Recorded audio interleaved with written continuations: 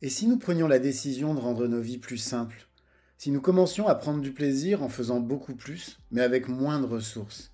Si retourner à l'essentiel devenait pour chacun d'entre nous un objectif? Je m'appelle Lionel Clément et depuis une dizaine d'années, j'ai décidé de mener une vie plus simple, plus en adéquation avec mes valeurs. Durant ces 10 années, j'ai travaillé à mener une vie plus frugale et j'ai découvert que c'était absolument pas une vie triste, ennuyeuse et pleine de frustration. J'ai découvert dans la frugalité une forme d'abondance qui aujourd'hui me rend pleinement heureux, même si je suis encore loin, très loin d'être arrivé. Et je suis convaincu que cette quête de simplicité est la quête de ma vie. J'ai créé les chemins de la frugalité pour partager mon expérience, mes découvertes, mais aussi pour vous inspirer et vous donner envie, à vous aussi, de faire de l'essentiel le tout de votre quotidien. Je vous souhaite de passer un excellent moment avec moi sur ces chemins qui, au final, ne nous mènent qu'à nous-mêmes.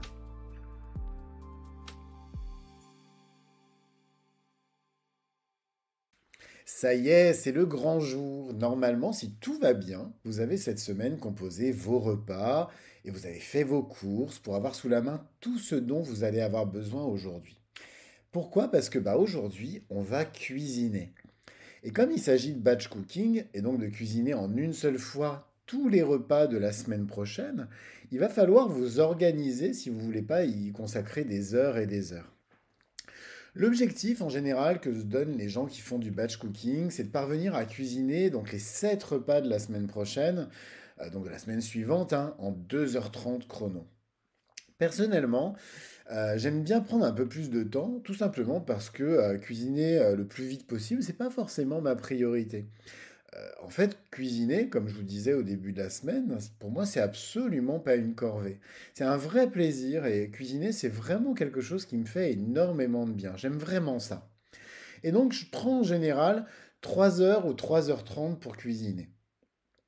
L'autre avantage de prolonger mon temps, c'est que ça me permet de réaliser certaines recettes un petit peu plus sophistiquées, qui nécessitent par exemple plus de minutie qu'une simple ratatouille, hein.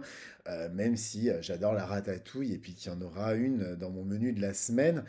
En tout cas, je vais essayer de faire ma variante de la ratatouille d'hiver, hein, vous voyez, où il n'y a pas de courgettes, pas d'aubergines, etc.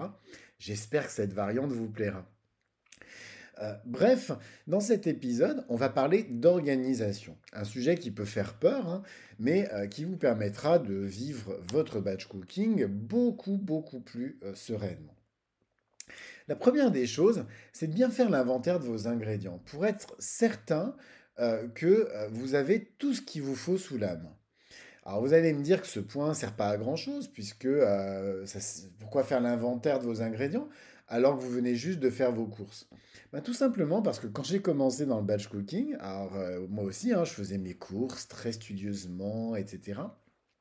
Mais malgré toutes mes listes de courses, à chaque fois, à la dernière minute, je me rendais compte que j'avais oublié quelque chose.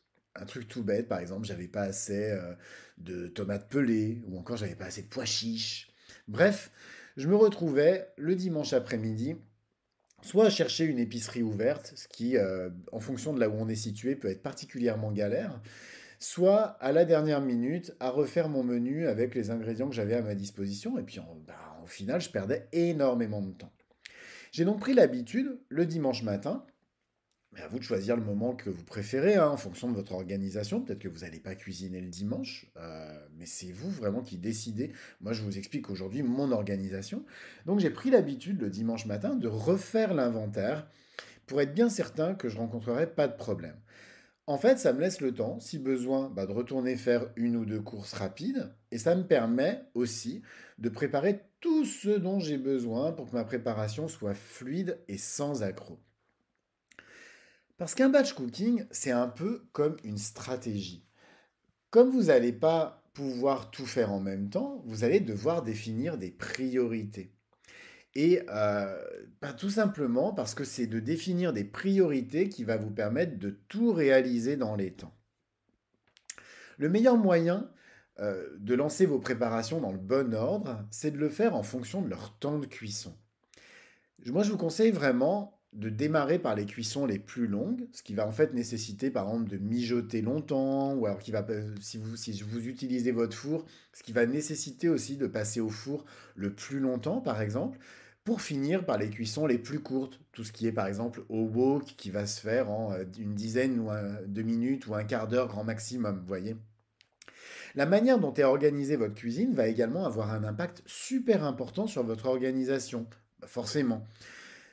Quand je vivais à Grenoble, il y a encore quelques mois, j'avais à ma disposition une cuisine de compétition.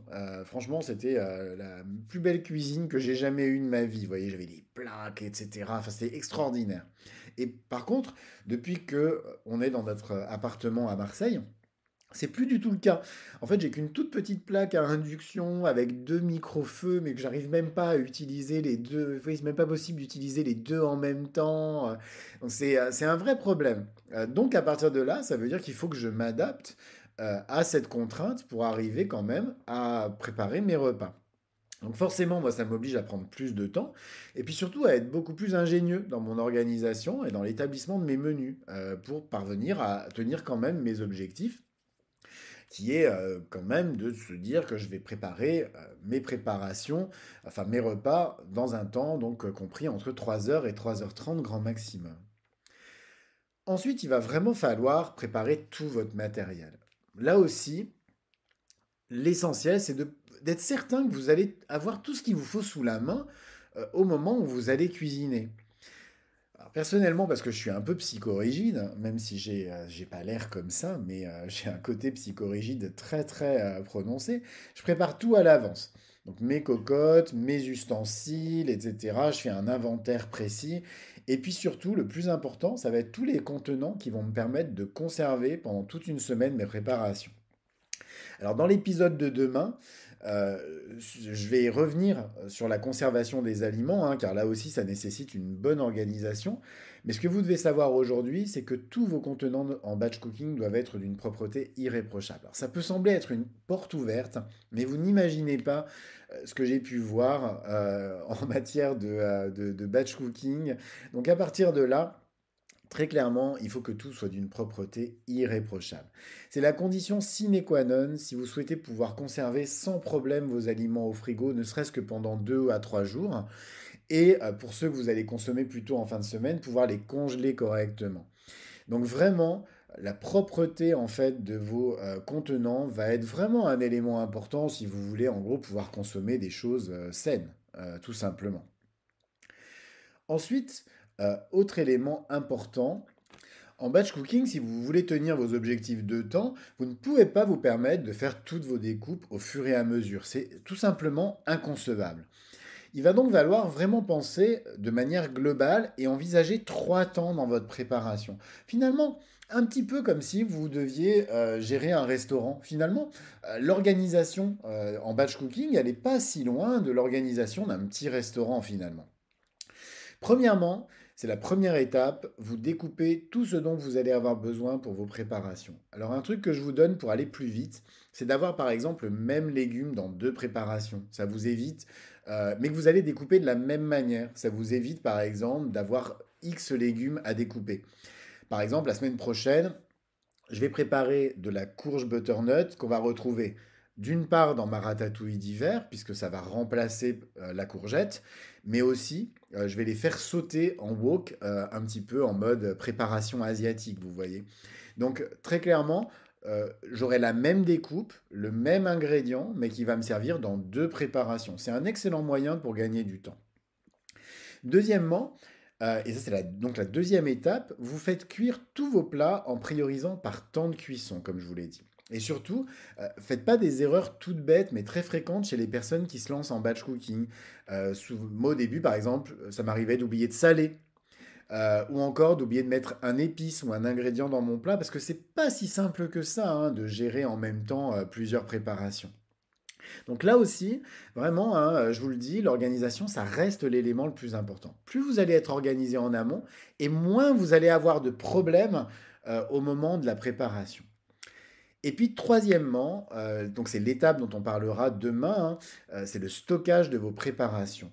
Attendez pas une fois que votre plat est cuit, vous le mettez immédiatement dans son plat de conservation. Et puis donc demain, je vous expliquerai comment organiser cette étape pour que tout reste bien consommable jusqu'à la fin de la semaine.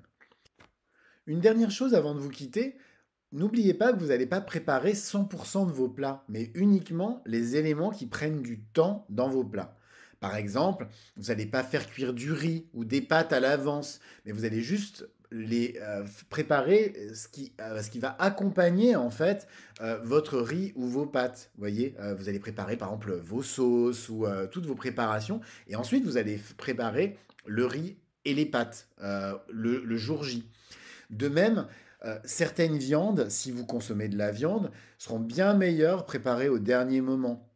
Et ça va pas forcément nécessiter du temps. Par exemple, si vous voulez faire un poulet, c'est beaucoup plus simple de le préparer le jour J. Ça prend pas beaucoup de temps de préparer un poulet et il sera bien meilleur que si vous le préparez très longtemps à l'avance et il risque d'être un petit peu sec, vous voyez. Donc là aussi, il faut savoir être ingénieux, vous dire qu'il y a finalement il y a certaines préparations que vous allez vraiment réserver pour la dernière minute. L'essentiel par contre de ce temps de préparation, c'est vraiment de vous concentrer sur ce qui va vraiment vous prendre du temps. Donc ce sur quoi vous avez vraiment envie de gagner de la bande passante de cerveau pendant toute votre semaine. Cet épisode, donc des chemins de la frugalité, est maintenant terminé. Alors comme d'habitude, je vous invite, si vous aimez mon podcast, à vous y abonner et puis à lui mettre 5 étoiles sur votre plateforme de podcast préférée. Ça m'aidera énormément à bien le référencer, c'est-à-dire à le rendre plus visible aux personnes qui pourraient rechercher des réponses sur des questions liées à la frugalité. Et puis sinon, vous pouvez également le partager autour de vous afin de le faire connaître à vos proches. En attendant, je vous souhaite à tous une très très belle journée et puis je vous dis à demain pour un nouvel épisode. Au revoir.